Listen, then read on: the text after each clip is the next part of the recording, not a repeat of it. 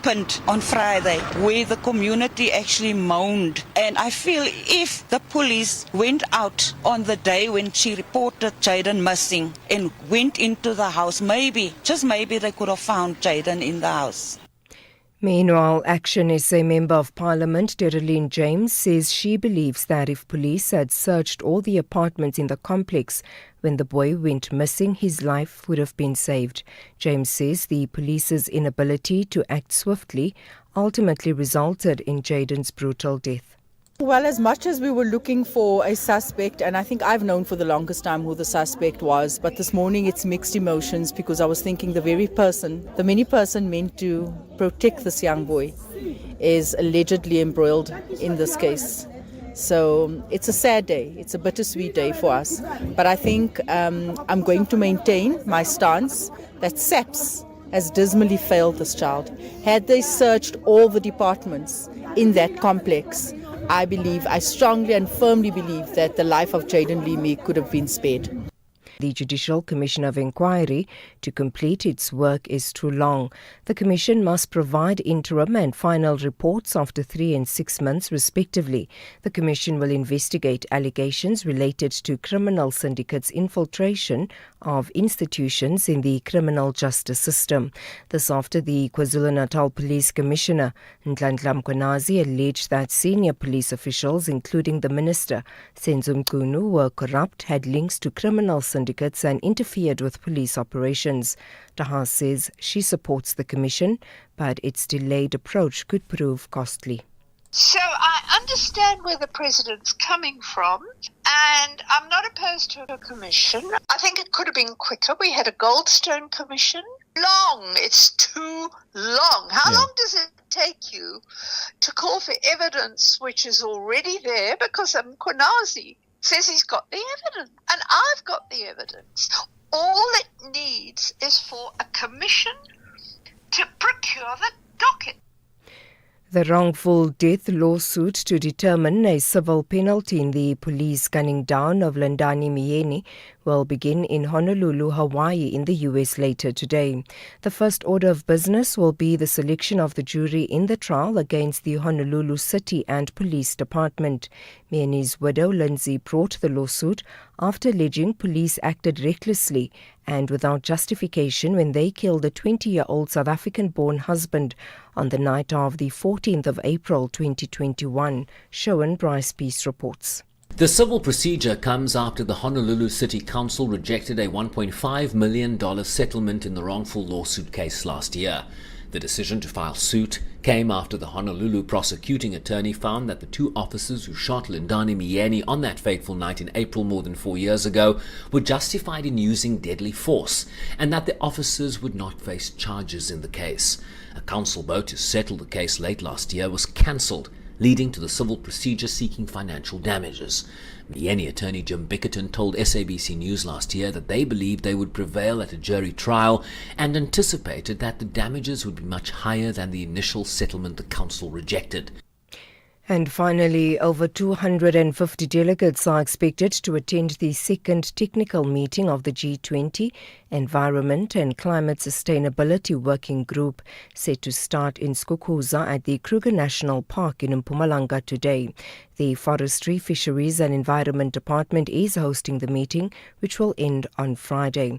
The department's minister, Dr. Dion George, says the goal is to ensure that the country upholds its commitment to the themes of solidarity, equality and sustainability. This meeting will focus on technical aspects specifically related to climate finance, biodiversity conservation, pollution management, and ocean governance. South Africa is a very sensible member of the international community and will ensure that it plays its part in mitigating and adapting to climate change and also fighting the scourge of international illicit wildlife trafficking, while focusing also very specifically on cleaning up our oceans and ensuring that our environment is cleaner and greener for generations to come. Recapping the top story, a suspect arrested in connection with the alleged murder of 11-year-old Jaden Meek is due to appear in the Roodepoort Magistrates Court in Western Johannesburg shortly. For SAFM News, I am Anne Musa. SAFM 104 to 107 nationwide. Leading the conversation. They all believe they will be crowned champions, but gold medallions are reserved for the best of them all. It is the incredible clash of the 12 African women's national teams. Catch all the 24 matches of the Cap Total Energies Women's Africa Cup of Nations Morocco 2024 from 5 to 26 July 2025 on SABC Plus, S3, SABC Sport on DTT Channel 4 and SABC radio stations. Where Africa competes, South Africa connects. Proudly brought to you by SABC Sport. For the love of the game. The National Pulse, weekdays 3 to 6 p.m. What is your take on what was said? I support Dr. Letabe wholeheartedly. And very funny today, or let me put it this way, everybody who gets their salary from the fiscus, that means from the public service, they are entitled to subsidies on their medical aid to use private hospitals. And that subsidy is 70 billion rand, starting with the president. If there's a policy that they must all use public hospitals, that 70 billion will immediately accrue to the public hospitals and will be able to improve them. If I can tell you what I can do with 70 billion rand, you'll understand exactly why I'm agreeing. Minister Aaron Matsuleni. Ashraf Garda on SAFM. Find the podcast at safm.co.za.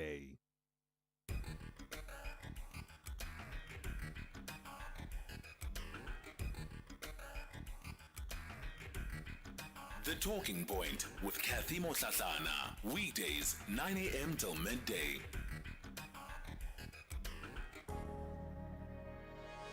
It's 9 after 10 o'clock. Welcome to the second hour of the show. Coming up in this hour, we're going to be reflecting then on the national dialogue after the meeting that took place last week with the Eminent Persons Group at the Union Buildings with the presidency. This is the president and his deputy, several other ministers also in attendance, talking about how this particular group of individuals is going to be doing its work. We'll be unpacking that in the next hour. Before we get to it, though, we'll just take a couple of your WhatsApp voice notes from the open line. Yeah, we have received quite a number of voice notes. So we'll, unfortunately, you know how the drill goes. We can't play all of them, but we'll try and see where else we can slot in some of those views before we make it to midday. Hi, Cathy. It's Delari Kumere in Durban. Cathy, it's very difficult for the ANC. I've been looking at this and noticing this, that it's going to be very difficult to find a president after President Cyril Ramaphosa, and looking at the complexities of issues in governance in this country. So, yeah, thumbs up to Mr. President for starting up this independent commission. There was no any other way to do it. Thanks, Katie. But for the ANC, it's going to be very difficult to find a replacement after Cyril Ramaphosa if you look at the current crop of leadership in the ANC. Hi, Cathy. I don't understand why people are criticizing these commissions. I think as South Africans, we have come a long way in terms of, in as far as the history of our commissions are concerned. They're no longer a yawn fest. You know, like I remember when commissions of inquiry, no one ever watched them. But currently, it's a different. I mean, I'm interested to hear from Nhlanhla Mkhwanazi himself. You know, on the day that he will also take the stand, and basically provide the evidence. I think it's going to be interesting. Let's just brace ourselves. It's going to be an exciting time in our history. Yeah. Good morning, Sis Cathy and the SA listeners. This is Mato speaking. Sis Cathy, I think somewhere all of us, we are too emotional about the whole thing. I understand the disappointment of all this commission that came out and never put matters to rest. But to harm another man. This is the Mkonazi came out to report or tell the nation about the squabble, the crime, the corruption, frauds that are happening under our national security. All that we need to know, we must do the finding out. The problem that we have, maybe we don't trust the people who are going to do the investigation if they will come clearer to the nation that this is the outcome. But now I think many of your callers and many of your voice notes and with you, you are too emotional over this. Let's not our emotions overcome us. Hi, Saskathe. Beautiful morning, Kwena here. Saskathe, something bothers me here and baffles me so much. When someone committed a crime in South Africa, the police go and arrest the person. But when politicians, it is with ANC leaders, when they committed a crime, the whole procedure has to be lengthened, has to be like new things to be done, hear them out.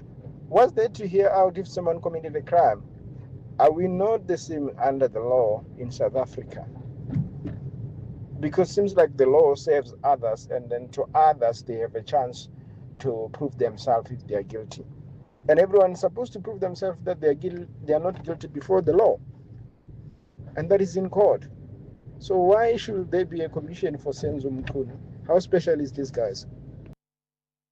Hashtag SAFM Talking Point. This Mandela Month, Nelson Mandela once said, "We have traveled a long journey. We have fought for peace and reconciliation, for social justice, for all men, women, and children."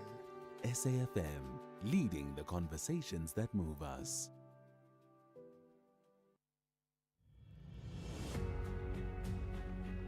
SABC News turns 75 on July the 17th, 2025.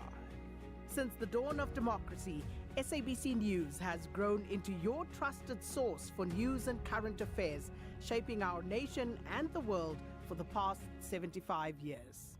From July 12th to the 17th, SAFM Current Affairs presents exclusive interviews with iconic presenters, producers, and news leaders.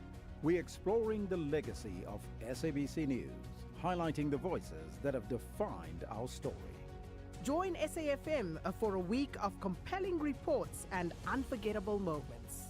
SABC News at 75. Independent and impartial.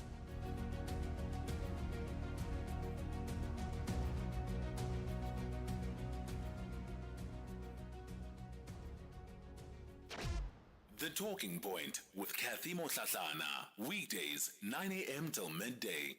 Well, we continue the conversation on the talking point. Just last week, we saw the president giving directives to the eminent persons group that is going to be running with the implementation of the national dialogue. He says that they have been selected to be champions of the dialogue and not cheerleaders of the dialogue, and that they're not being asked to represent any particular constituency or even organization, but they will work to cultivate the participation, the involvement of South Africans from across all walks of life.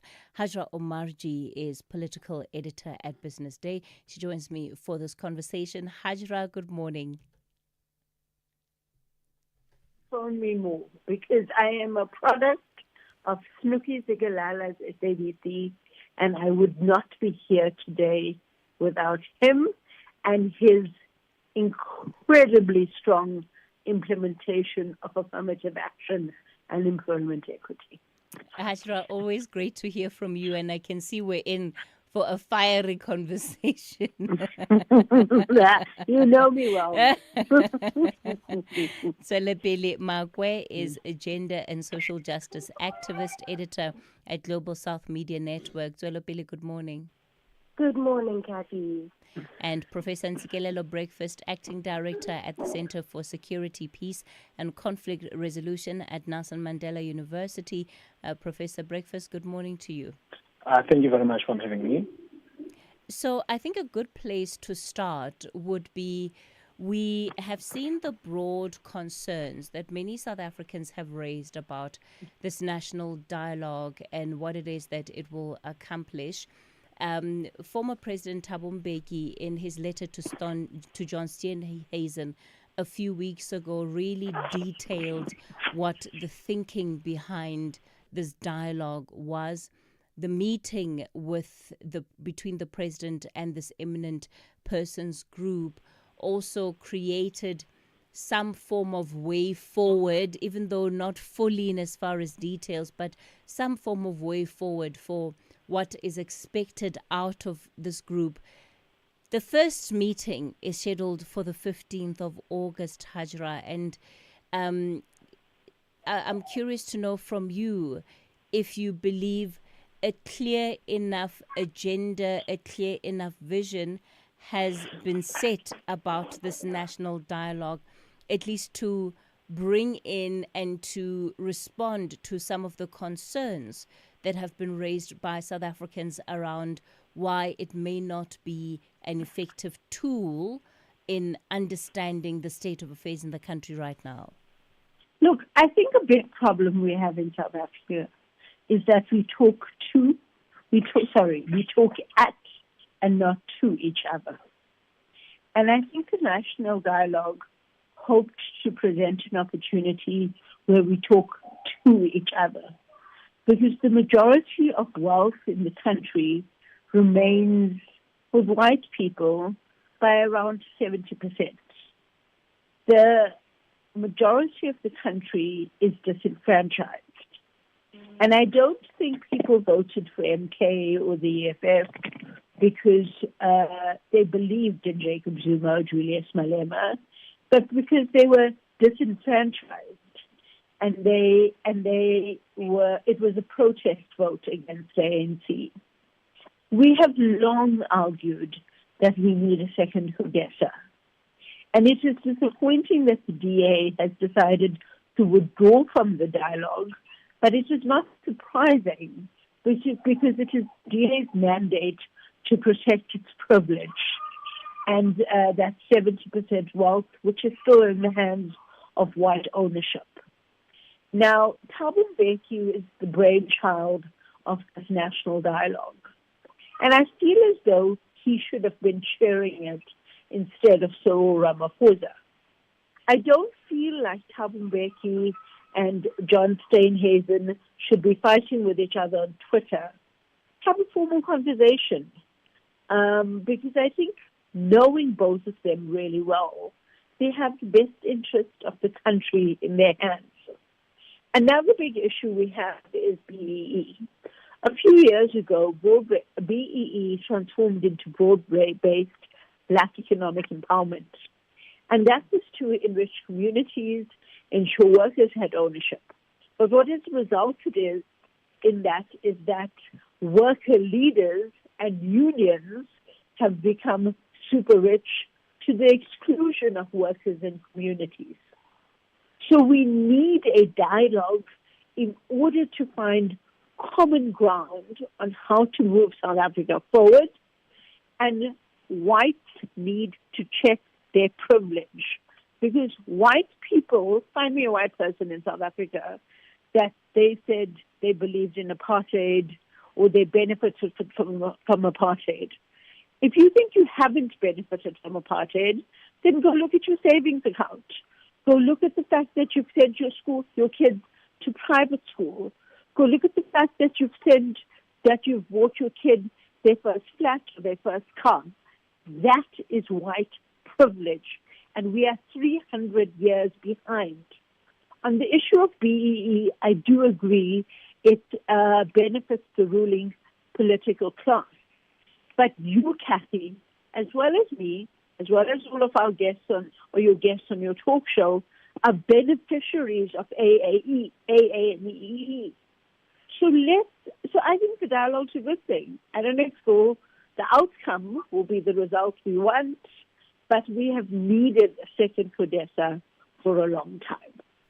Hajra, do you genuinely believe that those individuals that are voting for the MK and are voting for the EFF are not doing so because they believe in the leadership of these two organizations, but rather, as you phrased it, are voting against the ANC, that these are protest votes and nothing more? So I watched MK very closely in the build-up to elections, just like I watched COPE closely in the build-up to elections, and I knew COPE would not contest the ANC's political power.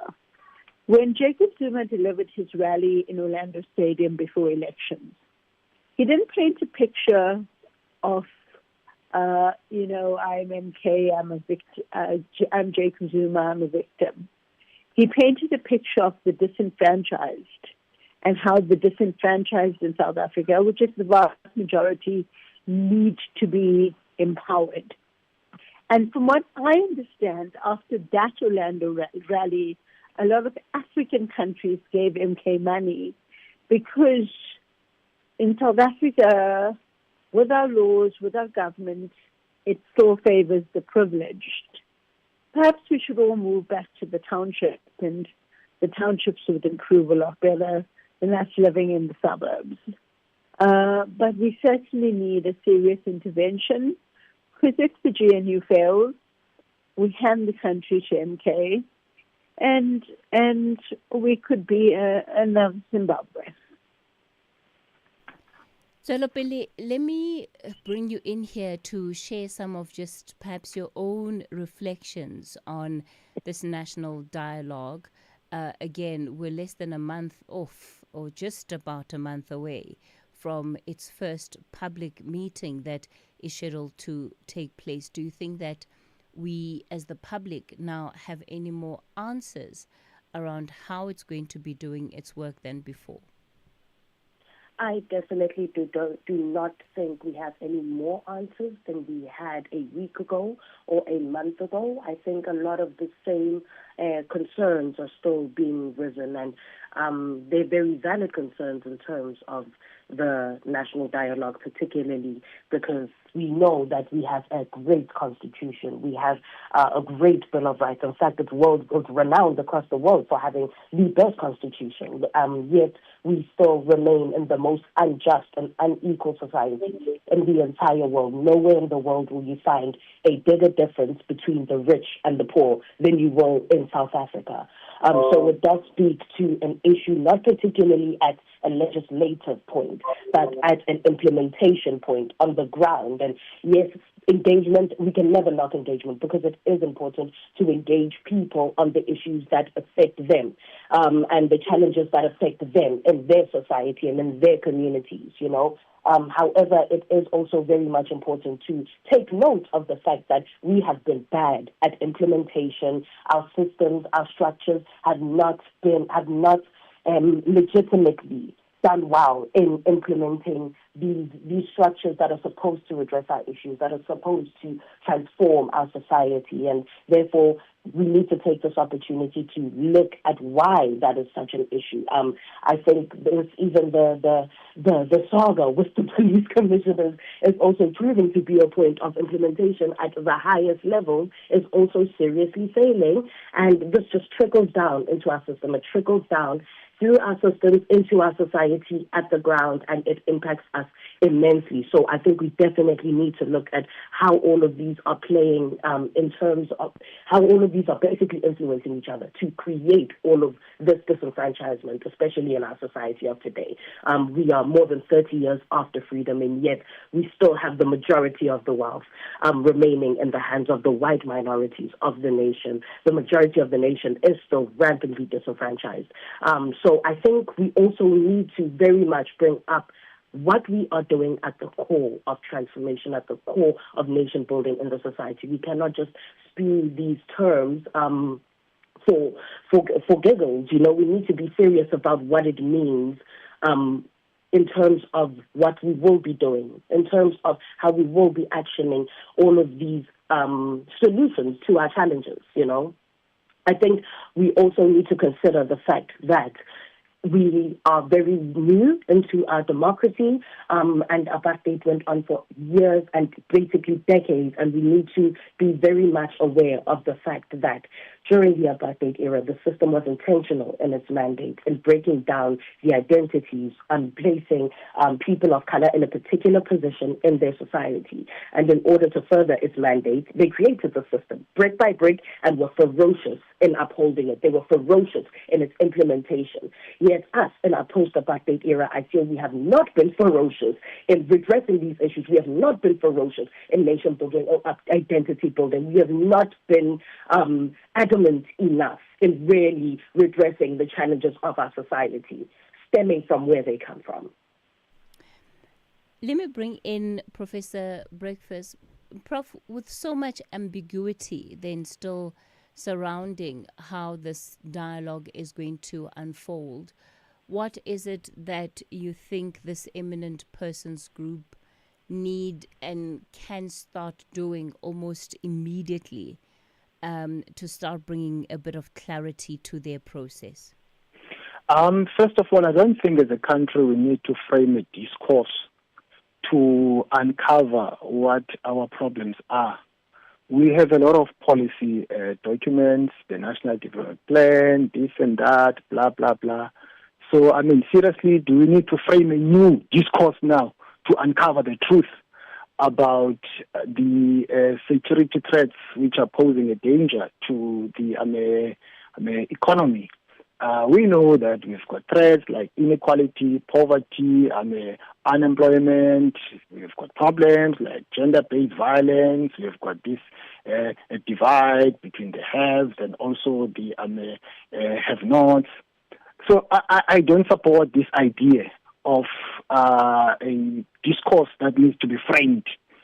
What for? Okay. Yeah, so that's my premise. I just think that we have enough information, and I think someone said in the beginning that what is needed is to reduce that into practice. We just need to implement, the policies that we have. I don't think that we need a new discourse and then we must have new policies or new ideas which are brought to bear. We know what the problems are. Why now do you want to hold the national discourse and this and that? That beats me. Okay. I'm going to ask you all to please pause it there. It's now 10:30. It's time for the latest news headlines.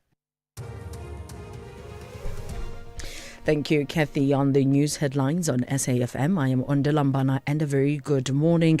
The Council for the Advancement of the South African Constitution says that it welcomes President Cyril Ramaphosa's decision to place Police Minister Senzo Mchunu on leave of absence. A suspect arrested in connection with the alleged murder of 11-year-old Jaden Meek is due to appear in the Roodepoort Magistrate Court in Western Johannesburg shortly, and a court in the UK has ruled that a newborn baby allegedly trafficked from Nigeria last year will now be adopted in Britain. A full update follows at the top of the hour. Taking a look at your markets this morning, the rand currently trading at 17 rand 87 to the dollar, 24 rand 08 to the pound, and 20 rand 88 to the euro. Markets in Asia were mainly higher at the closing bell. The JSE mixed in mid-morning trade. Markets in Europe are mainly lower. Gold is trading at $3,369, platinum $1,399 per ounce. The price of Brent crude oil is at $71.18 a barrel.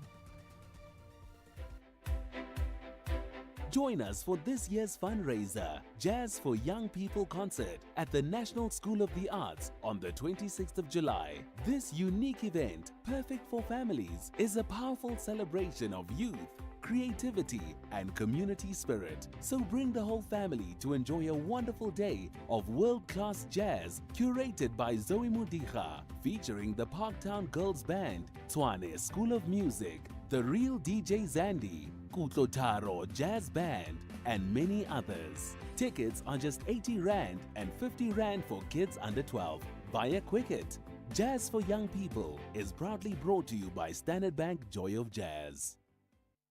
The Black Queens are chasing maximum points, but the Twiga Stars have a different plan about this contest. The continent is divided into two, the West and the East. This is the Total Energies Women's Africa Cup of Nations Morocco 2024. Ghana versus Tanzania on Monday, 14 July at 8:30 p.m. Streaming live on SABC Plus and SABC Sport on DTT Channel 4. Where Africa competes, South Africa connects. Proudly brought to you by SABC Sport.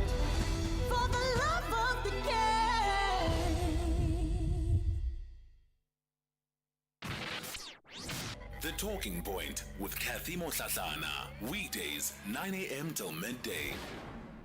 You're listening to The Talking Point. We're reflecting then on the implementation of the national dialogue following the first official meeting between the presidency and the Eminent Persons Group, which was held last week. Hajra Omarji Tswelapele Magwe and Professor Ntsikelelo Breakfast are our guests this hour. Professor Breakfast, before we went to those news headlines, you of course said you don't believe in this idea of framing a new discourse. Basically, the answers to the questions we might ask in the national dialogue are all there. There's often a sentiment that says South Africans don't have common values, that we don't have common ground or a common vision that drives us forward as a nation. Is the national dialogue an opportunity to do that? Yeah, I don't think it's a golden opportunity to have a national discourse about our problems. So the question maybe should be, what is the rationale behind this? The rationale behind this is to frame this, discourse in terms of our problems. But do we need that? Do we need to hold meetings throughout the length and the breadth of the country to describe our problems? We know what our problems are. Let's be for real. We know what our problems are. So to me, this is I don't understand the motivation behind it in terms of what is the aim of this. You have a lot of universities, think tank organizations, which are mandated to carry out scientific research. We can pull out a whole range of documents to flesh out our problems. Why now do you want to hold a national discourse to uncover our problems, what our problems are? I don't understand. If we're to look, Hajra, I'm going to give you a chance to jump in now. If we're to look, Professor Breakfast, again at the detailing out of President Mbeki's letter, that these are the questions that this dialogue then aims to answer. What is the South Africa we want, and what is the South Africa we do not want? You believe we have the answers to those questions already? Yes. You see, for instance, in the bigger scheme of things, I can bet my bottom dollar we all support the idea of nation building. Some might agree with the idea of transformation, but then transformation comes from the Constitution, in the preamble of the Constitution.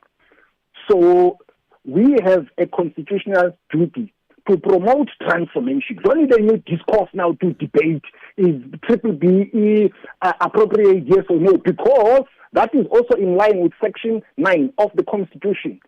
You know what I mean? So you've got to appreciate the past. But I don't understand why we must hold conversations about these issues. We have answers for all those questions which have been framed. We know the answers. To me, this is just a waste of money, a waste of time. To be honest, someone must really untwist me or try to speak sense to me. But the proposal as it stands, I don't understand it. Hajra? All right. So I don't disagree with anything my colleagues have said.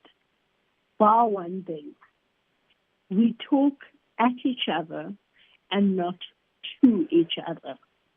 And I believe if we talked to each other, we would find a more common understanding. It was about 8 years exactly, Cathy, when you and I were at the ANC's National Conference in 2012, where the ANC resolved on the National Development Plan, and it was the blueprint for South Africa, and it has gone nowhere. South Africa's President Ramaphosa's Economic Advisory Council, right, was set up, has met once. There's a second meeting now set up. We are not talking to each other. President Ramaphosa is not meeting his GNU leaders, let alone once a week, or even once a month. We are seeing fights between Thabo Mbeki and ministers on social media. We would like to be left out of it because investors don't read nuance. They see a headline and disinvest. I think our biggest problem in South Africa is we all know what the problem is, but we don't talk to each other. We talk at each other. And I want to say that John Steenhuisen, as the only member of the DA in the Interministerial Committee of the National Dialogue, is still attending those planning meetings. And it is my hope that black, white, Indian colored, green, blue, and pink actually sit around the table, hear each other, talk to each other, and find what is working. You know what was most disappointing to me in this year is to find out that Patrice Motsepe owns 35% of the farmers market in South Africa. And the Competition Commission found that prices at the farmers market, where poor people go to buy their goods and vegetables so they can sell them and make a living in the informal sector, the farmers market was inflating prices. So what's the difference between a black leader and a white leader in South Africa? Curro, for example, is a school. You know, Johan Rupert went to the U.S. and I think he was the star. He convinced Trump that we were not so bad. But he owns Curro. Curro schools are money-making schemes in South Africa. It's well known if you speak to people in the education sector. So black, white, colored, Indian, pink, yellow, whatever color you are, we need to pull together in the national interest with a common vision. If you argue against BEE, I understand it has benefited the elite, but broad-based black BEE was not supposed to benefit union leaders. It was supposed to benefit workers and the community. If we can, AA and EA is why you and I exist and are standing here today. If we can find common agreement, talking to each other around these issues, I think South Africa could be a better place going forward. Jolopili, following the meeting last week, we've had criticism that this is a group that really are an extension of the elite in this country, and that they could well be out of touch with what is happening at the grassroots level of South Africa. And yet the dialogue is supposed to be a citizen-led process. What is it you believe that this group will have to do to deal with that concern, also to ensure that the voices of South Africans, the citizens of South Africans, feel that this is a process that they can own? I think it will be important for those in these groups to actually take up the role of engaging the citizens on the ground. They will be the ones that are representing the average citizen. So it's very important that they are the ones that have the concerns from the ground, that hear the concerns of the citizens, that address the concerns of the citizens at the necessary table. They are the ones who will be presenting these and leading these into our national dialogue, essentially. And we can never say that one person is able to speak for an entire group, for an entire gender, for an entire community even. But we can say that they have heard all of these various perspectives from the communities that they are representing, and they are willing to ethically and valuably uphold these concerns when it's time to. So I think they will definitely need to uphold somewhat of a leadership position in undertaking the information that will be needed to drive this national dialogue. From a practical point of view, Tsolopele, how would that look like? And again, the former president's letter provides some guidance with the establishments of provincial task teams that ultimately, will take the representations from each province and bring them to a national level. But when you have to unpack what consultation with the people by this group would look like, what is it that is it about hosting spaces on Twitter? And then you say, we've been able to reach the X number of South Africans that are on Twitter. Is it hosting town halls? Is it just, showing up in communities and holding meetings under trees? I don't know.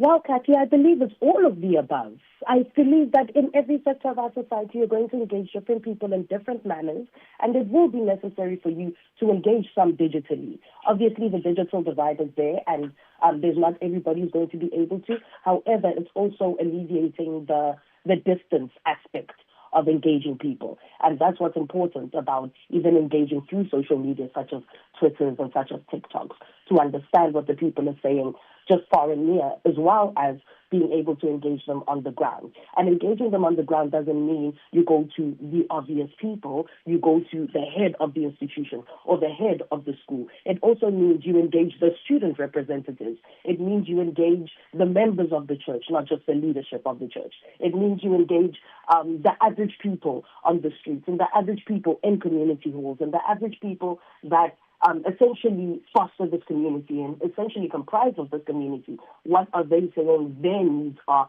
from the ground? I think it's also very important to not see value in positions. Sometimes we will be able to get the most valuable information and the most valuable resource from those who are not even in any type of position, but they are able to provide us with a transformative way of addressing our challenges. This is what we need to be looking for. We need to be looking for transformative ways of addressing our issues. We need to be looking for unique ways of addressing our issues. We are a unique society, and we need to address them as such. Ntsikelelo, given the critique that you have offered, if this process were to be held successfully, again with how it is being constituted, what is it that you believe this group of eminent persons would need to do? Yeah, I don't want to play the card before the horse, and I want to be very much consistent with my main line of argument, which is the fact that otherwise I'm going to contradict myself now. If I say this is what they need to do, right? Then it means my argument then falls away, right? Okay. So my view is that in building upon what I've said earlier on, my view is that we have public policies. Those public policies are meant to respond to the problems that we have. All the public policies that we have are in line with the constitution of this country.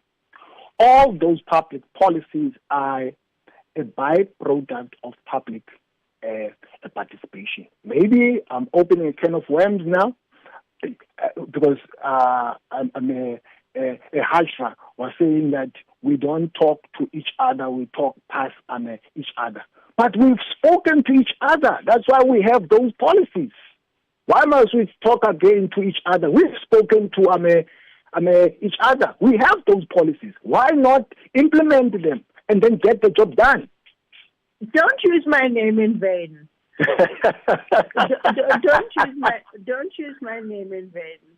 We talk at each other on Twitter, and ministers talk to each other on Twitter, and Thabo Mbeki and John Stazen talk to each other on Twitter, and that creates chaos in all our lives. Okay. I'm going to pause it there. We're going to bring in some of our listeners shortly. Champions need motivation above and beyond winning. South Africa, show your love and support for the WAFCON defending champions by Yana. Witness the CAF Total Energies Women's Africa Cup of Nations Morocco 2024 from 5 to 26 July 2025 on SABC Plus, S3, SABC Sport on DTT Channel 4 and SABC radio stations. Where Africa competes, South Africa connects. Proudly brought to you by SABC Sport. For the love of the game.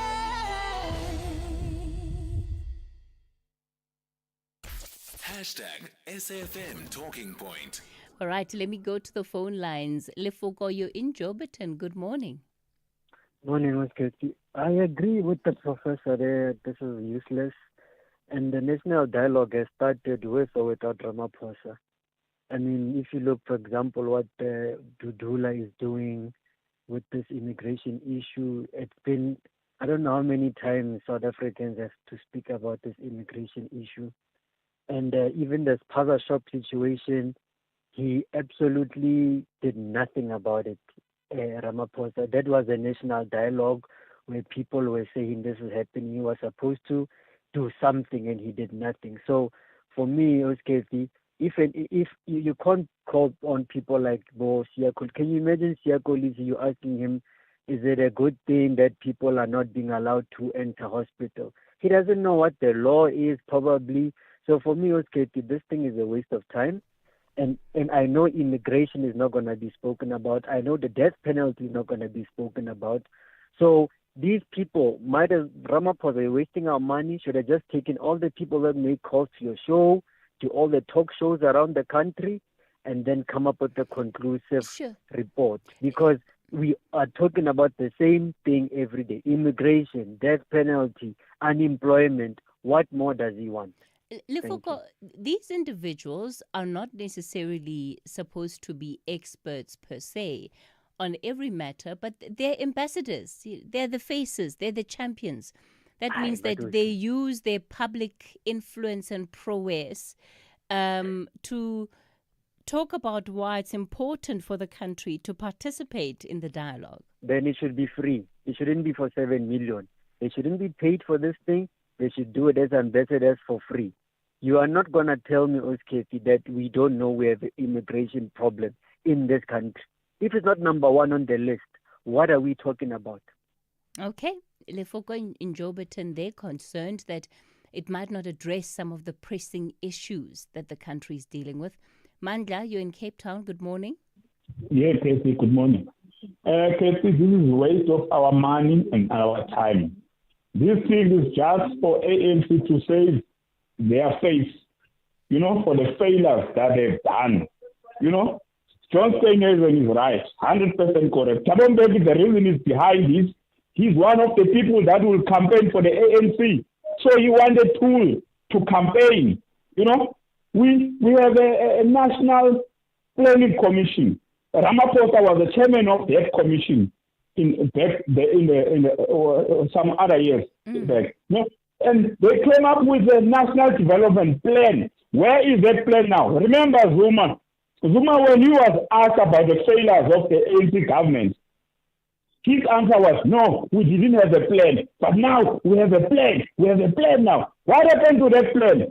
This is just an ANC wasting money, wanting a tool to campaign for next year's election and 2029. And for your guests, those two women that we have there, I forget their name. Sorry for that.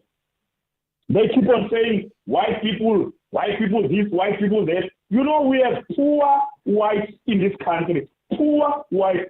What do they say when they're listening to that?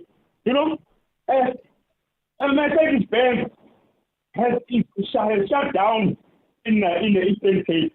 Aspen is planning to cut jobs. Goodyear closed. In Northwest, Clover closed. You know, is there the responsibility of the white people? No, it's the ANC.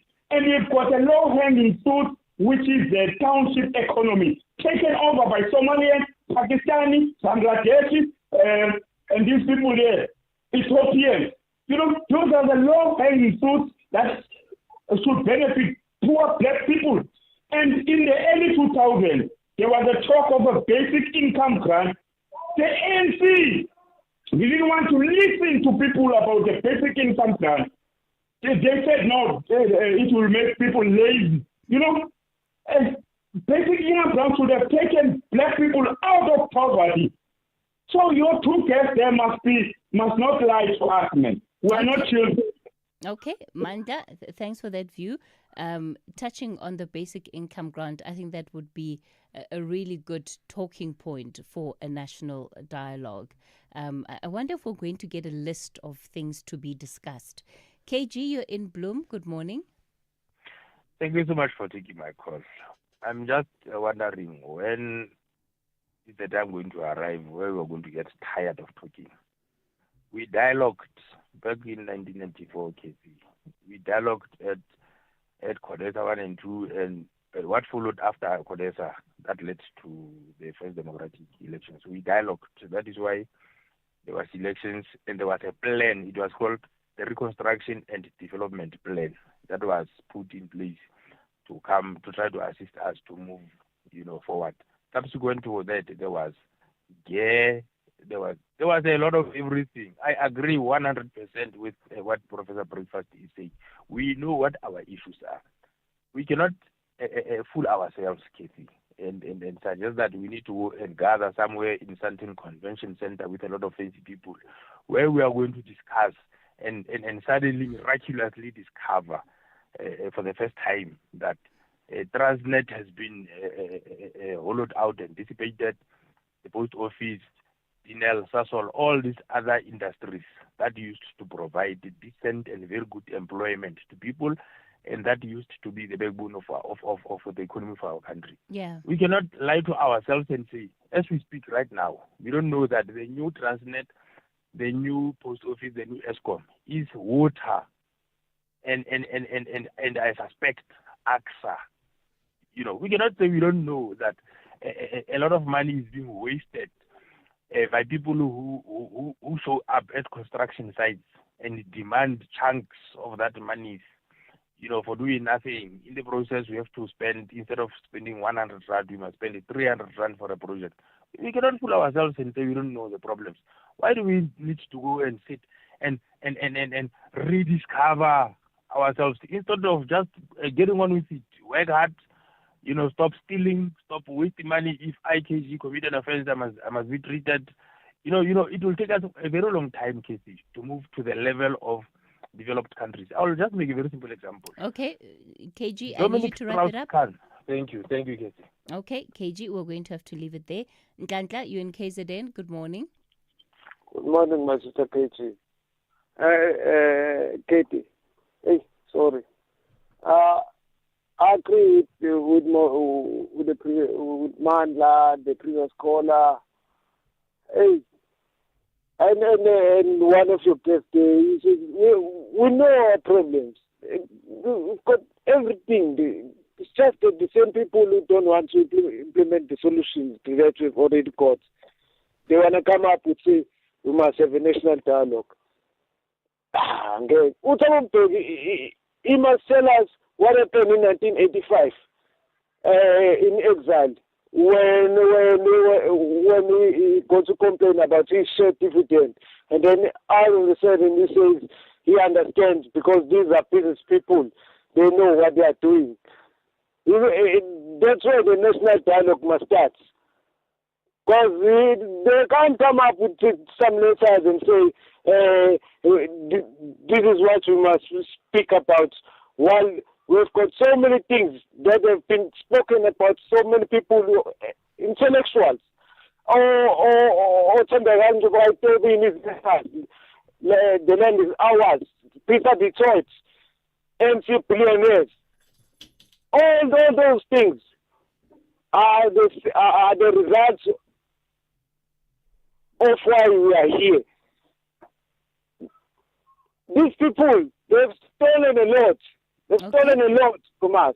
Okay. And then they want to come to, they're billionaires, and then they want to say they want to protect the interest of the billionaires just because they're called billionaires.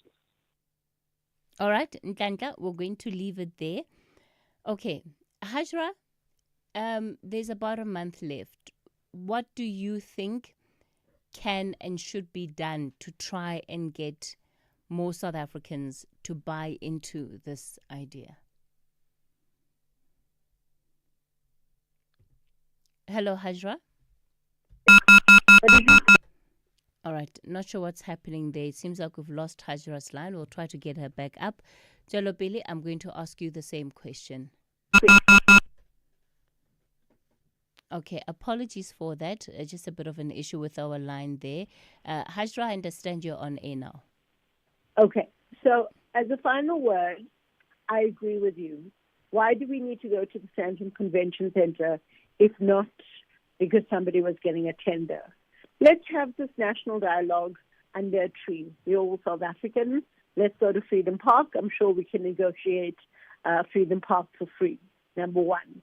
Number two, on the issue of the Commission of Inquiry into the SAPS, commissions of inquiry are usually used to quell public temperature, but nothing much comes out of it. That is not genuine reform. But I maintain my point that we talk at each other and not to each other. And if blacks and whites talk to each other, we may find a common understanding about why there's a need for BEE or AAOE or other things, and pull together as a country, because that's the only way we're going to actually grow into the rainbow nation that Mandela envisioned for the country. So you see it, Hajra, as a kumbaya moment. The session ending, everybody holding hands, singing kumbaya. Yeah, and a missed opportunity because like the NDP, it was the blueprint. Like the Presidential Economic Advisory Council, they've only met twice. And we need hands-on leadership.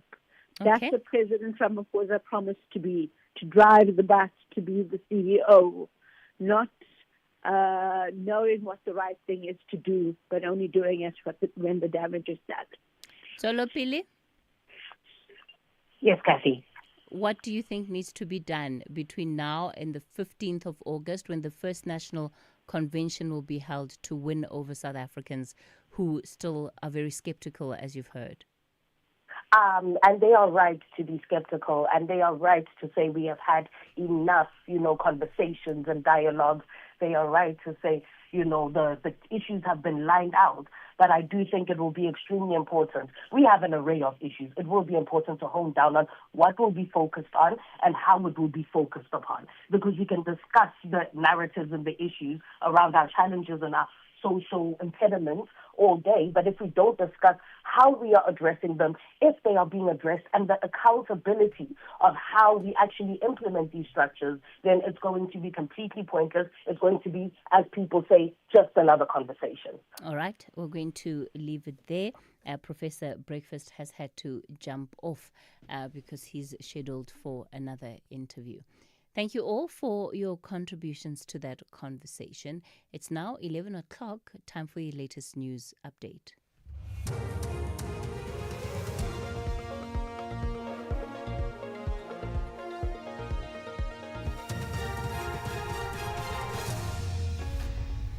Thank you, Cathy. On the top stories, the Jaden Lee's murder case has been postponed, and CASAC welcomes Ramaphosa's decision on Senzo Mchunu. For SAFM News, I am Ondalambana, and a very good morning.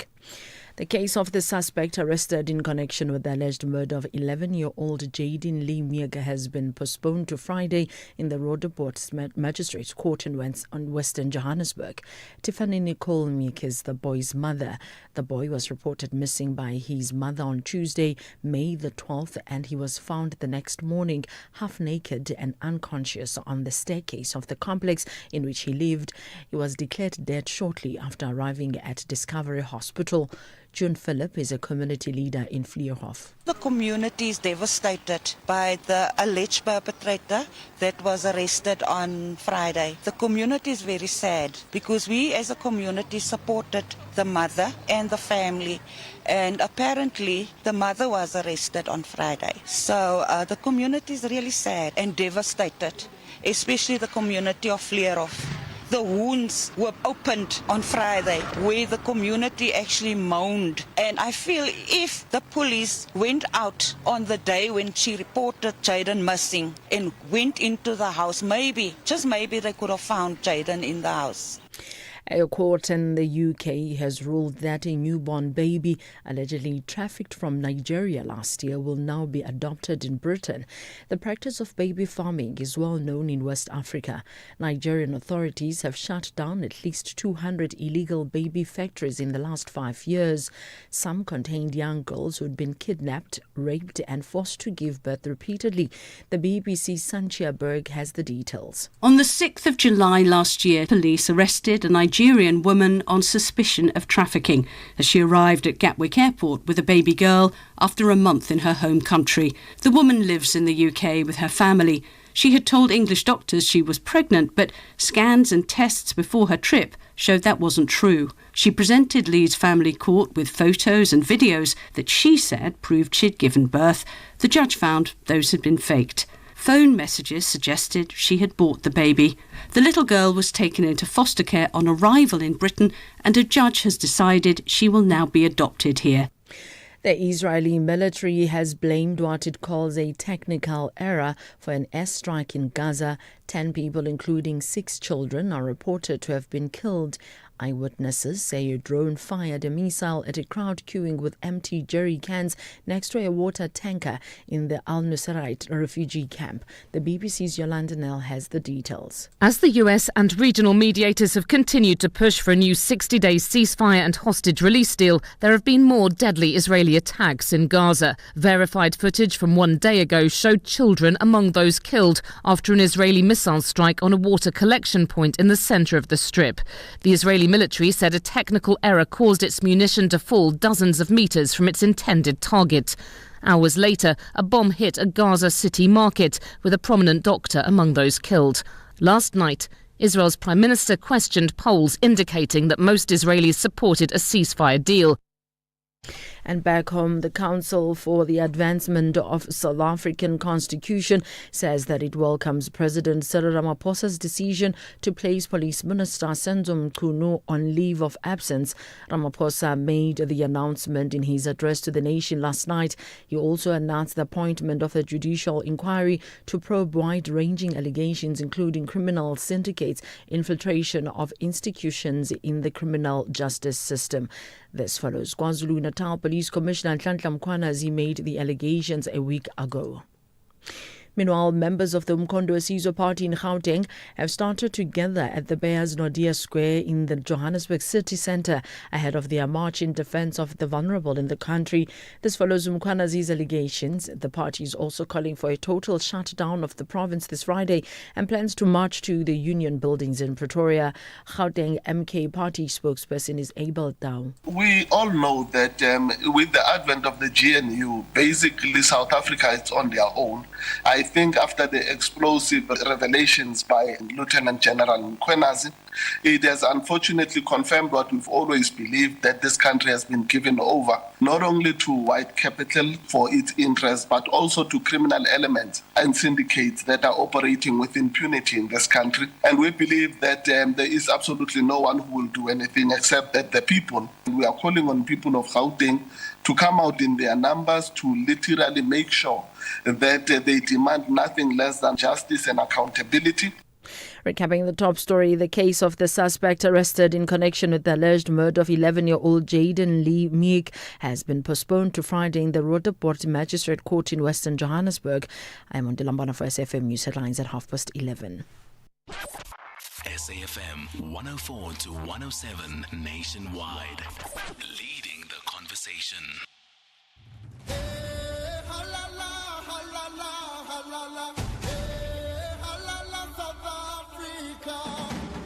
My name is Amogelang Motau, Banyana midfielder. What I love about SABC Sport, you guys have managed to capture women's football stories because I think documentation is important.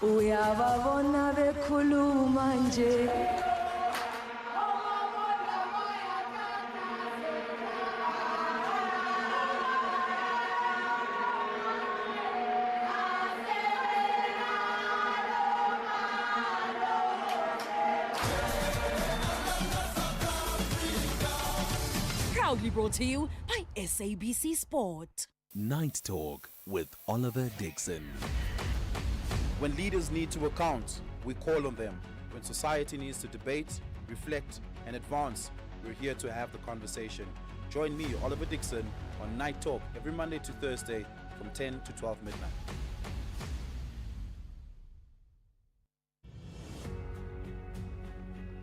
SABC News turns 75 on July the 17th, 2025.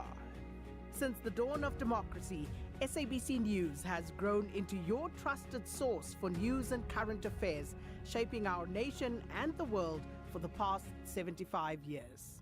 From July 12th to the 17th, SAFM Current Affairs presents exclusive interviews with iconic presenters, producers, and news leaders. We're exploring the legacy of SABC News, highlighting the voices that have defined our story. Join SAFM for a week of compelling reports and unforgettable moments. SABC News at 75. Independent and impartial.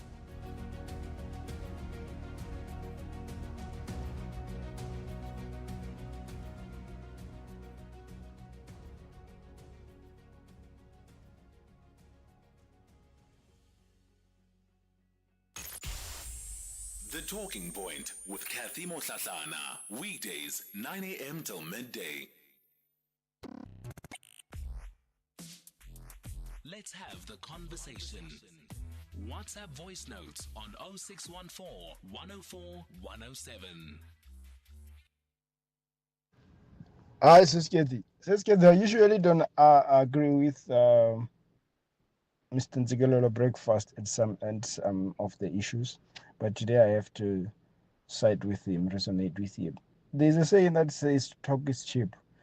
I think our political leaders, it is where specifically to be specific, ANC has been talking since we were growing up until today, from Thabo Mbeki, Zuma, Mtlante, all these people, you can count numerous number of them. They've been talking and taking no action.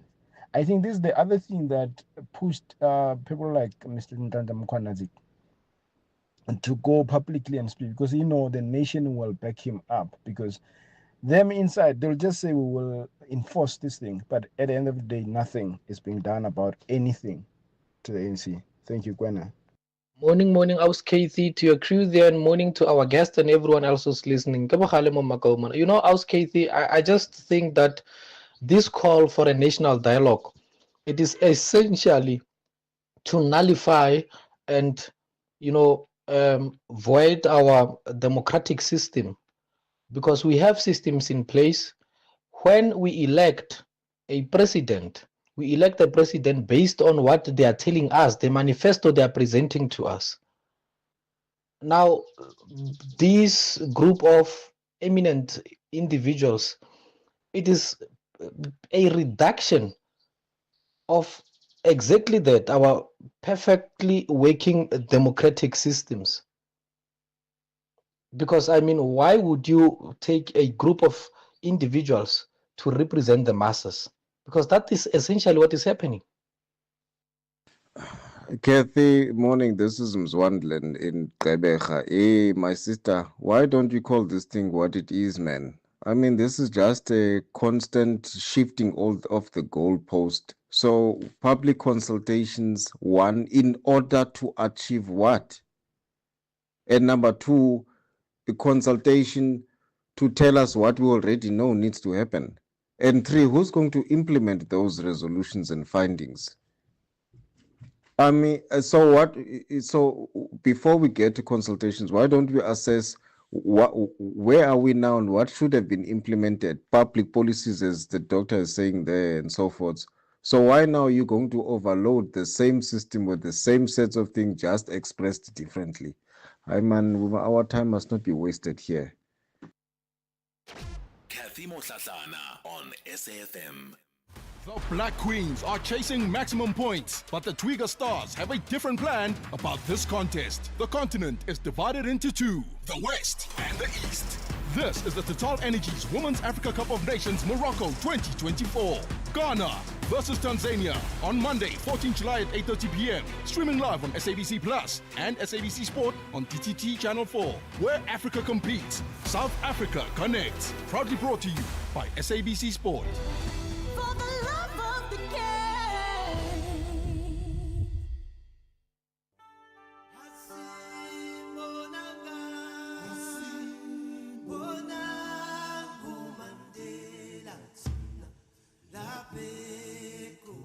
You are listening to SAFM Radio this Mandela Month. It is in your hands now.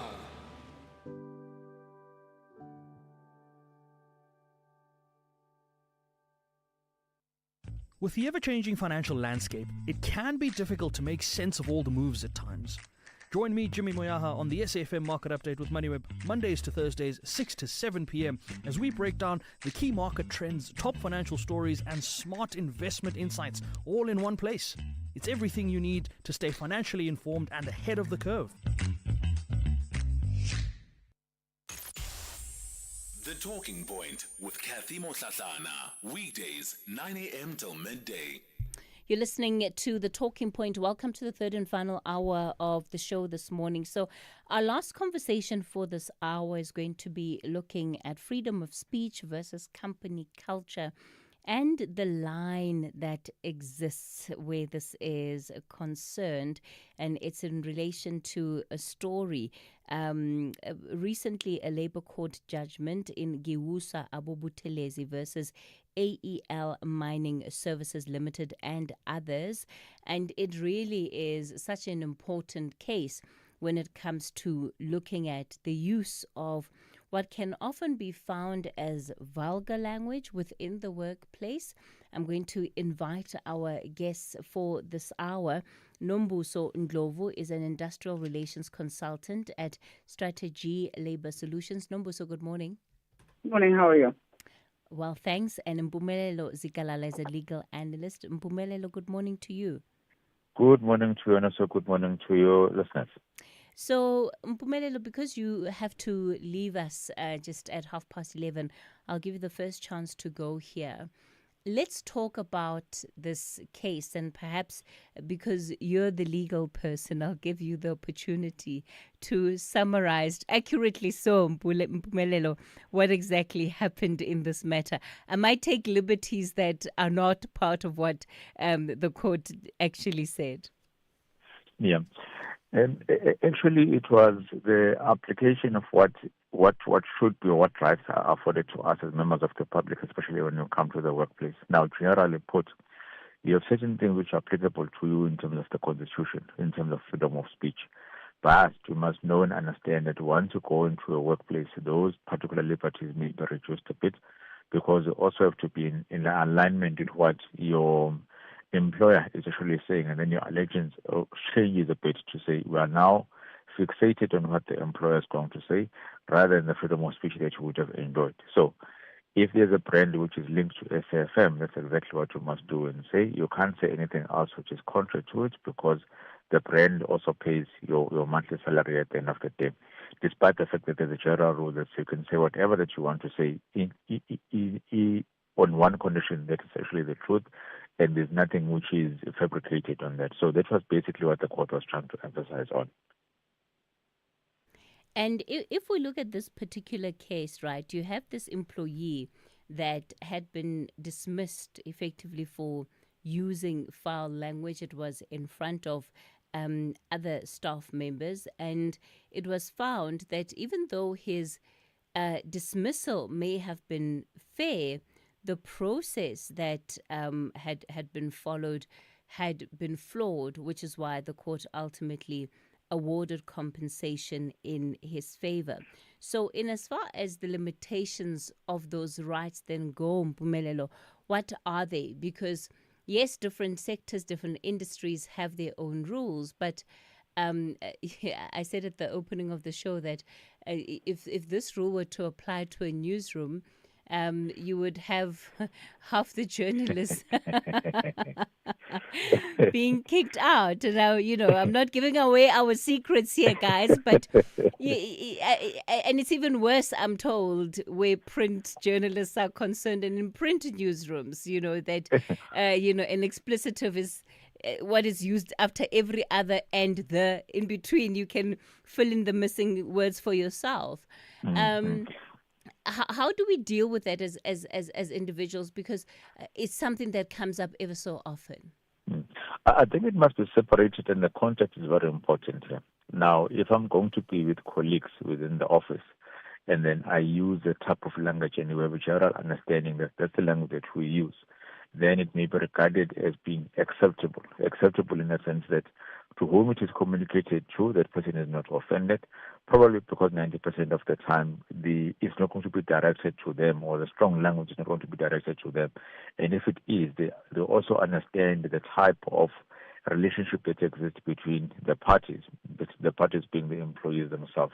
However, if you are going to use the same language in a formal meeting, use the same language when you are writing a formal communication from one party to another, what makes it worse when you're writing it to a superior, or as a superior writing it down to a subordinate, then it changes a bit, because it then says the type of work environment that I need to be in needs to change and needs to be accommodative to all the other practices and things that are applicable to me.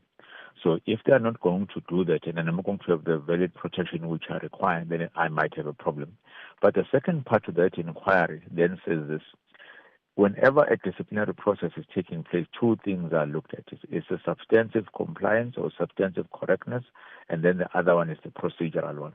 So you may find instances where substantively the person is wrong, as perfectly in this case. However, the procedure that you have used is not the fair one, and is not a procedure in which allows them to defend themselves adequately, allow them to have all the processes that would have, or the rights that would have been applied to them. So due to the procedural non-compliance, it then changed the whole process from start up until end. Hence, you would find compensation being made as an appropriate relief. Another thing that would be a telltale to say that it is purely on the procedural side. Ordinarily, you would find that a person, the order would say, go back to work. But I think the commissioner or the court in this case knew to say, hey, if we say this person must go back to work, we're giving the workplace the same problem that existed earlier. So due to non-compliance procedurally, rather let's give them the compensation, and then they can go and look for work elsewhere, meanwhile maintaining the law and order that is here. So it needs to be looked at in two instances: substantive compliance and procedural compliance. If any of those two are not there, then you can lose the case as the employer, but it depends on the type of compensation which is going to be there. Usually when it's procedural and non-compliance, compensation would be done and dusted, so that we break free in terms of that relationship. Nombuso, company culture is something that is unique to every organization. But what is company culture? Because, you walk in and you find all of these beautiful, fancy words on the walls of different companies, talking about what they believe in, the cultures they uphold. And then you walk into some of the private spaces and, foul language is not exactly banned. They don't write on the walls, you're not allowed to swear, greet your fellow employees courteously, etc. So how do companies instill culture, and what is company culture? So what needs to be identified in respect of company culture is, firstly, what is the required conduct of an employee or of a person, especially in professional spaces. So you'll find employers having values and all of these requirements or expectations of how one should conduct themselves or what the company believes in. And that's why it's important to have settings such as an induction where employees are inducted into what common practices are here, what is deemed to be acceptable or unacceptable. But the most important thing in identifying company culture is what's expected in terms of how one should conduct themselves in the workplace and what is deemed to be acceptable and not acceptable and what the repercussions would be in the event of any breach of unacceptable conduct or any partaking of unacceptable conduct by one. So it's different for each employer, but what needs to be important or importantly noted is that company culture should, as far as practically possible, avoid any instances of violating any constitutional rights or even the rights of human dignity. So it's very important to be mindful of what the requirements are and what, if any, repercussions would be in the event of any breach. Can a company adopt as part of its value system a no swearing culture? It can be, because when we look at Section 36 of the Constitution, what are the limitations in terms of exercising these rights?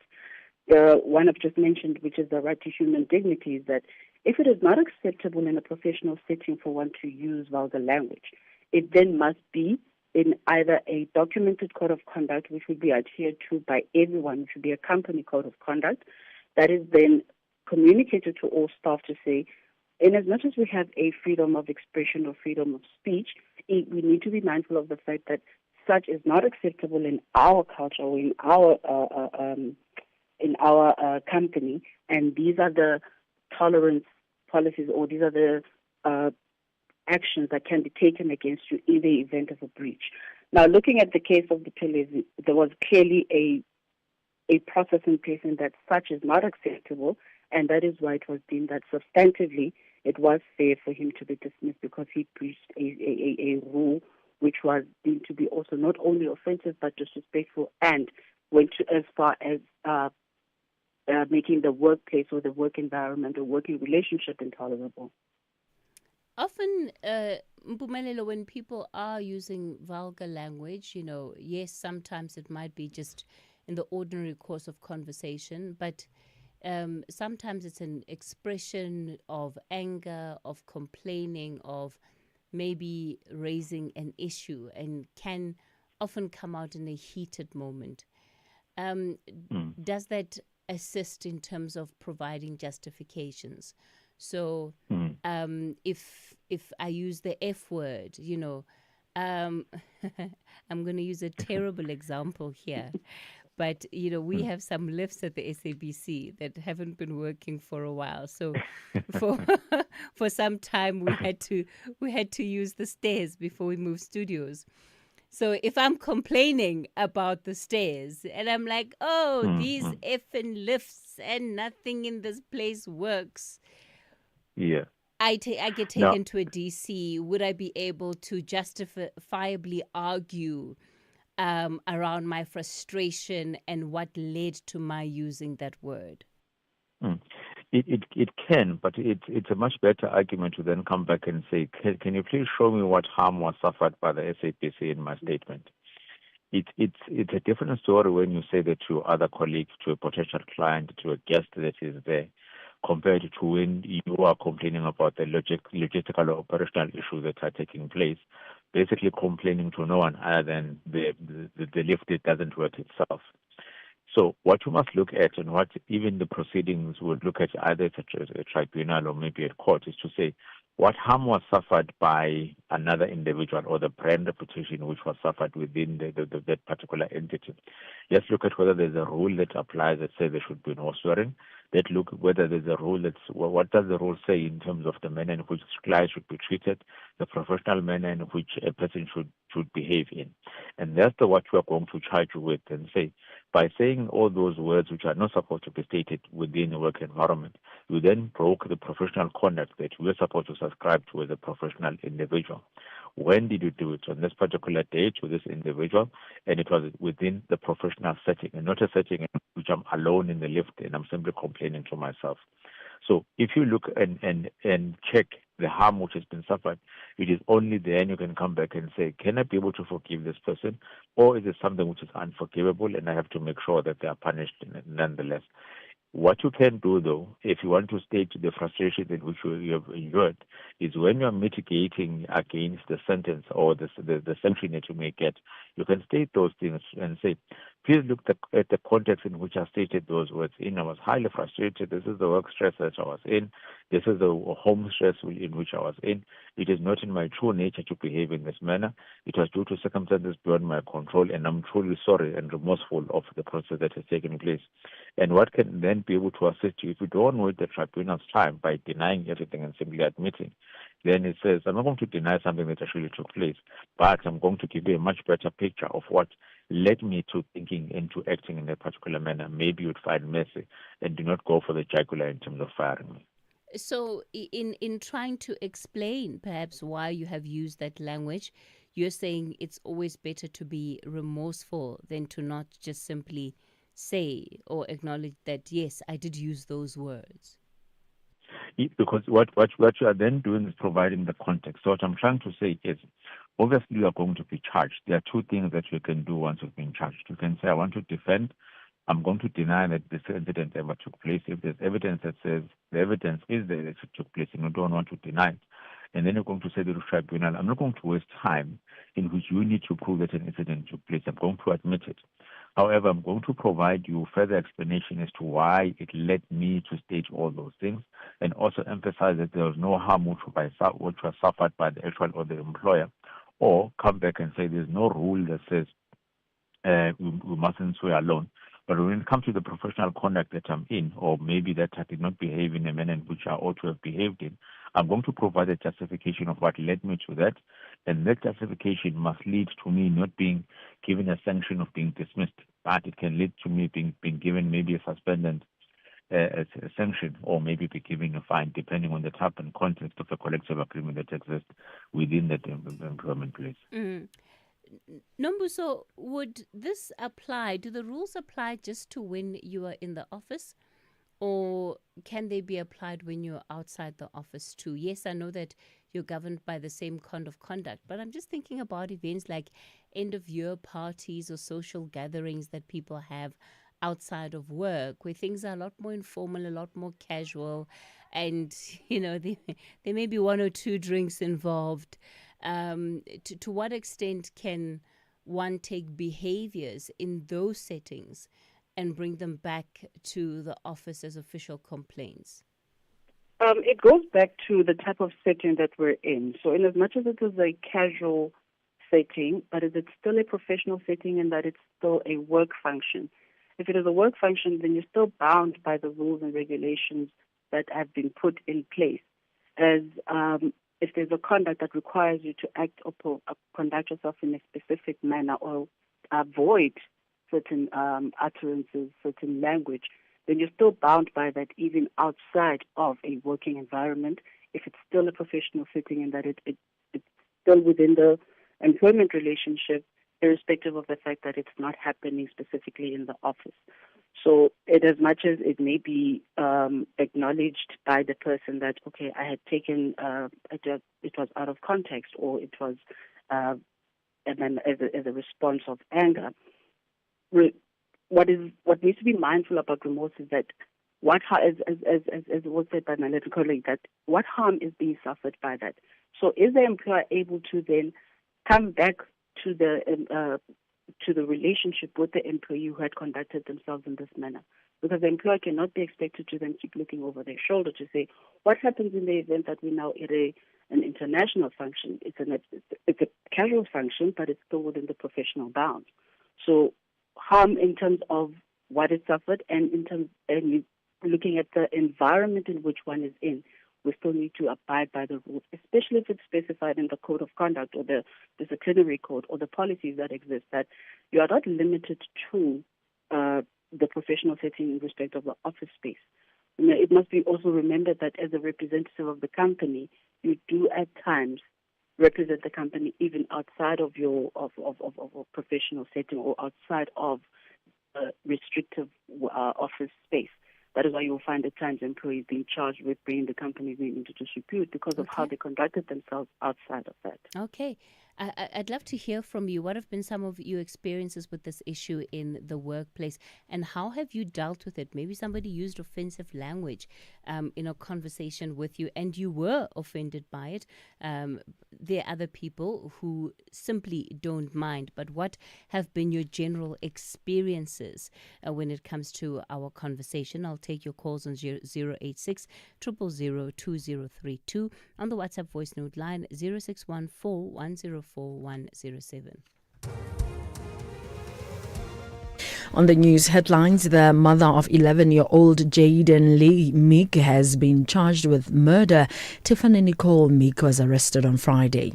The Council for the Advancement of the South African Constitution says that it welcomes President Cyril Ramaphosa's decision to place Police Minister Senzo Mchunu on leave of absence, and the world's largest cryptocurrency, Bitcoin, is trading at more than $128,000 for the first time. A full update follows at the top of the hour. Think you cannot afford a lawyer? Think again. Clientele Legal has made professional legal services affordable for you. Whether it's a civil, criminal, or labor-related matter, we have a nationwide panel of attorneys standing by to assist you. SMS SAFM to 32195. That's SAFM to 32195 and we'll call you back. Clientele General is a licensed non-life insurer and an authorized FSP. Standard rates and terms and conditions apply.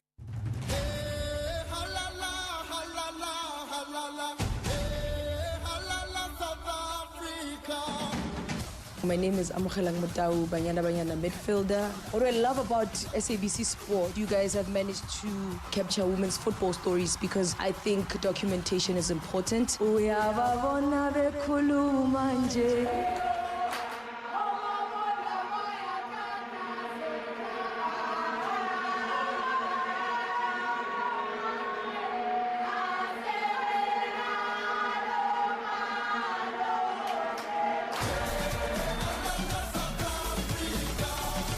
Proudly brought to you by SABC Sport.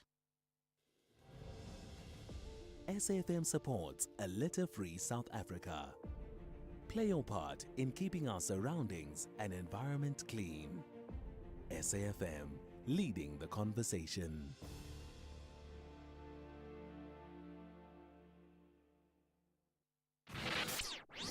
The Talking Point with Cathy Mohlahlana. Weekdays, 9 a.m. till midday.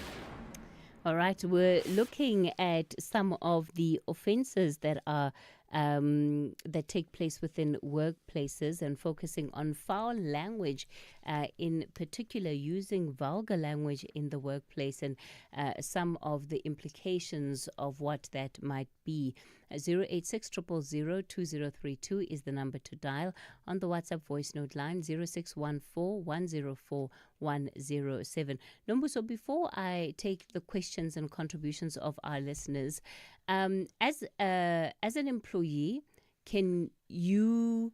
are you empowered by the labor laws to lay a complaint against somebody for using foul language, even if it wasn't directed at you, but maybe you just have an individual who's always using foul language and you find it offensive? What can you do?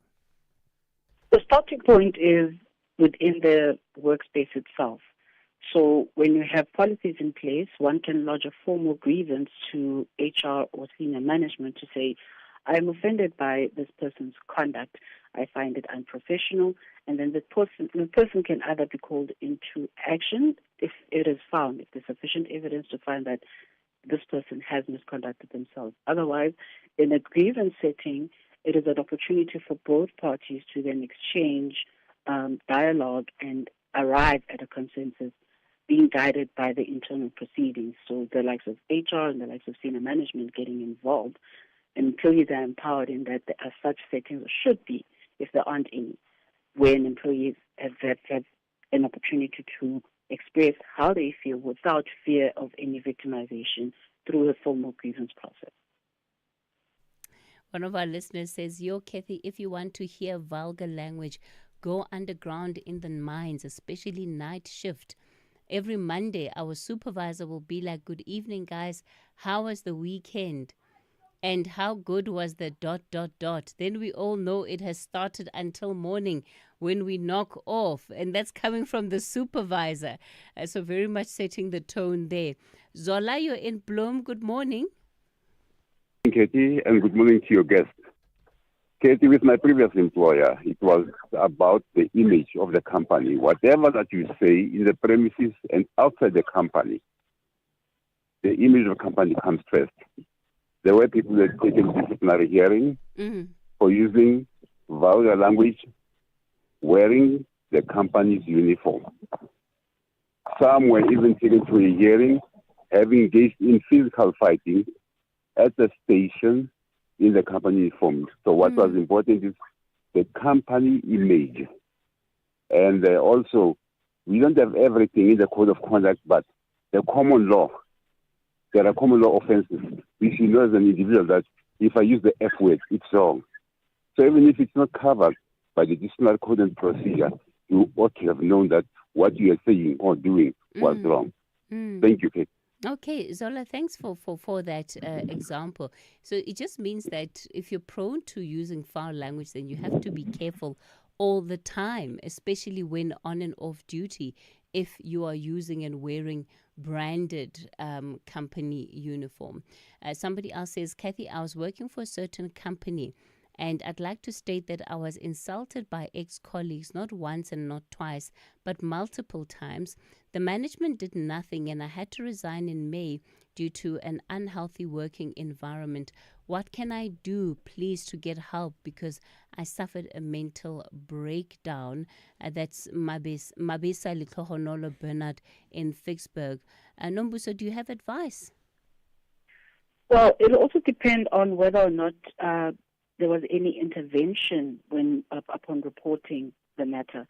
So she indicates that nothing was done, but is there a record of that? Because the important thing is that she has suffered, and it does not nullify what she has suffered. She may approach the likes of the CCMA, but that would come with her proving that she had attempted to resolve the matter internally, have records of any attempts in terms of either writing an email to HR or a conversation that would have happened to say, "I reported this matter and it continued irrespective of my reporting it, and this resulted in me or in the working environment not being conducive for me to continue working as I suffered a mental breakdown." So she may approach the likes of CCMA and lodge a complaint or lodge a formal grievance or formal complaint in terms of because she resigned, so she may have grounds to claim that she was constructively dismissed as the working environment had been made unbearable. But she needs to be mindful of the fact that she must be able to prove that she had attempted to exhaust internal proceedings which bore no fruit for her or resulted in no resolution for her. So she may still approach relief from the likes of the CCMA, also depending on how far or how long ago this has taken place. She's not limited in terms of what happened. However, it would have been advisable for her to ensure that she exhausts internal proceedings prior to resigning. Anonymous says, "In my work environment, it's acceptable to use F words during management meetings, and I'm talking about executives." Does that make a difference, Nombuso, when it's the executives or the people at the top that are using foul language? And I guess the extent to which then those who are younger ranking staff, their ability then to be able to take it head on if they feel that it's insulting. That is why it is important to have either a policy in place so that serves as a reminder to all employees, because in as much as they are executives, they're still bound by the laws of the company and still bound by those policies that are in place. Now, for junior employees, or even if it's deemed to be acceptable conduct, the unfortunate thing, what tends to happen is that it's acceptable up until someone gets offended. And that's why it's important then to revisit the policies which are in place to say, how is one required to conduct themselves in the workplace? And this is not limited only to junior staff, but the recourse that employees or junior employees have in that respect is that, one, if you have that opportunity to engage with the direct line manager, by all means do so. But if you're of the view or fear that you may be victimized, that's when you approach HR to say, I find it offensive, and we do have a policy in place that says this is unacceptable, so that it is recorded that it is not acceptable, it is offensive, and most importantly, it goes against the culture that we have in place and the policies that are in place, because that does not absolve employees or senior employees or directors from being disciplined just because they're seniors. If there is a code of conduct, or if there are values, those values bind every person who is within the employ, and it is not limited to only the adherence is not limited to junior staff, but to all staff members. So employees' recourse is to, one, approach HR, or try to engage with the employer or the direct line manager who's conducting themselves in this manner. And the important thing during those sittings is to make sure that there is record of that discussion, so that in the event that it continues and the employee finds themselves or finds that, you know what, the working environment is so unacceptable, or it's making my life or making the conditions in this space inconducive for me to continue working, then they've got recourse and they've got records of what they've attempted to do in the event that they escalate the matter further if it is not resolved within internally with HR and senior management. One of our listeners here says HR always sides with management. Perhaps that's part of what they have experienced. Tulani from Kamasoy says, Cathy, go to car dealership workshops. Vulgar language is the order of the day. They tell you we're not in church, but in the workshop. I've got another listener that supports that. Listen to this.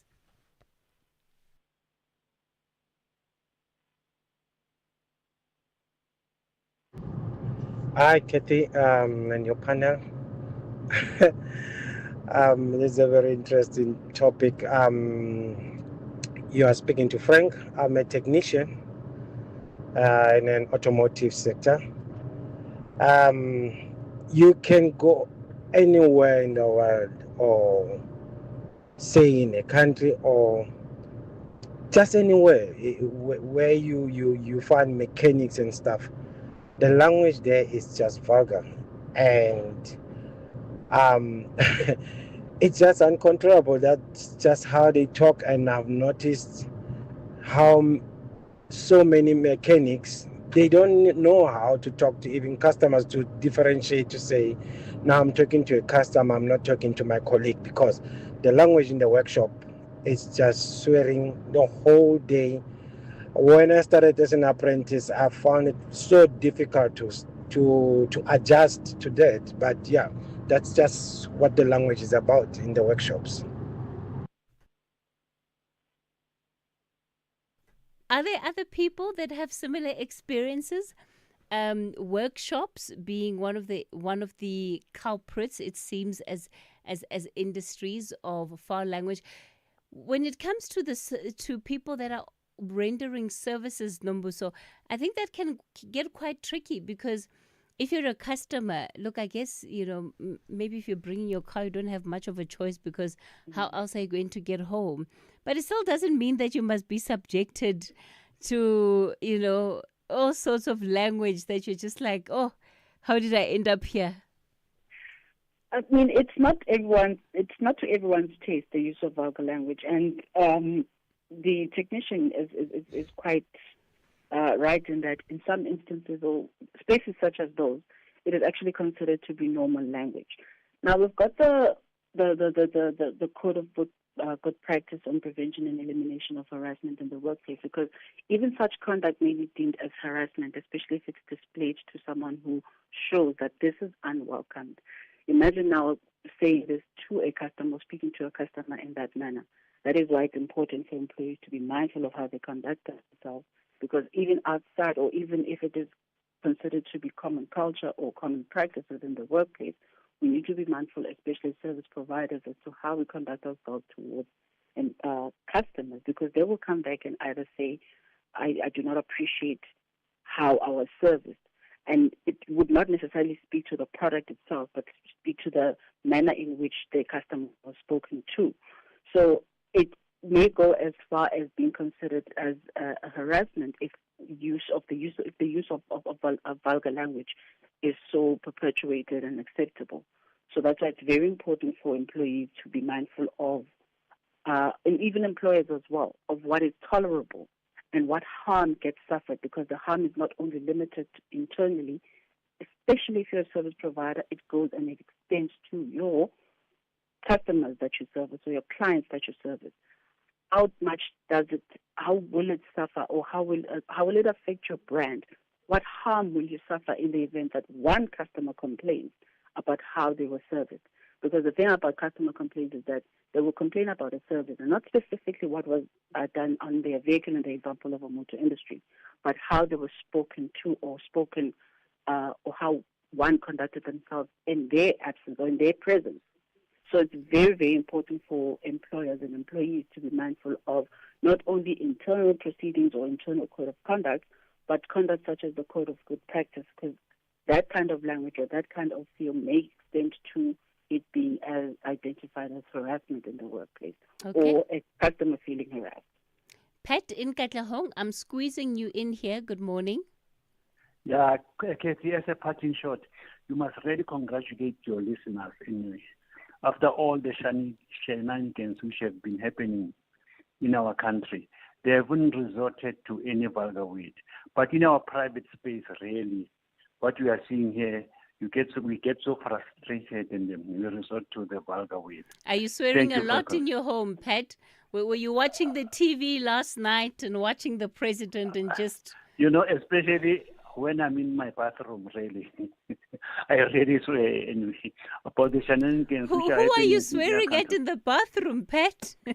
I'm telling you, we have to settle for so many blunders in our country. Then you realize that anyway, the only way to take all the frustration is to use the vulgar word. I hear you, Pat. I hear you. Pat out in Katlehong. Look, I think part of the reason why people also don't swear on air is because they know they'll get cut off, because we must account to the BCCSA. That's the code of conduct that really, of course, governs what we do too. Nombuso Ndlovu, let me thank you so much for coming on to the show today. She's an industrial relations consultant at Strategy Labor Solutions. And Mpumelelo Zikalala is a legal analyst. He was part of the conversation a little earlier. So no matter how angry you get, think twice before you let those words escape your lips. You might have unintended consequences. All right, this is where we leave it for today on The Talking Point. The show back with you tomorrow between 9 and midday. WAFCON reigning champions Banyana believe they can deliver 3 points to the people of the South. Meanwhile, the West Africans, Mali, have a big task to wrap up their run in Group C with a win. This is the Total Energies Women's Africa Cup of Nations Morocco 2024. South Africa tackles Mali on Monday, 14 July at 9 p.m. Streaming live on SABC Plus and S3. Also available on SABC radio stations. Where Africa competes, South Africa connects. Proudly brought to you by SABC Sport. For the love of the game.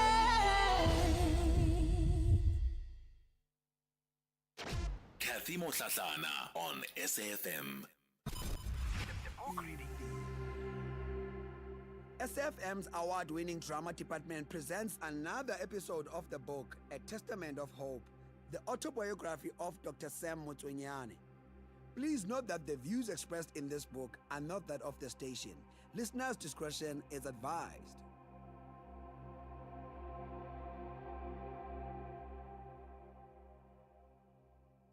I came back home owing the university an hour, and they allowed me to enroll with any university in South Africa to complete the hour.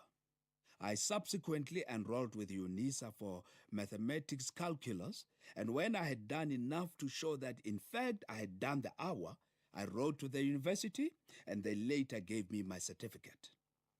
On my return to South Africa, I continued with my treatment at the clinic in Orlando. I recovered completely and have not had a problem since. I attributed the problem to the short period that I had worked with TB patients at the Alexander Anti-TB Association. Chapter 9, The Nafkok Years. Having come back to South Africa at the end of 1962, my priority was to find a job and resume my responsibilities as a husband and a father. ANSCA had long since ceased to exist. While I still wished to revive the association, I did not have the funds to do so, and I had to look for alternative employment. The Department of Bantu Agriculture, which was no longer called Native, offered me a job as an agricultural officer at Soekmekar in the northern Transvaal. However, because I knew that it would be very difficult for me to work for a department that was so unpopular with black people and still retain my credibility, I chose not to work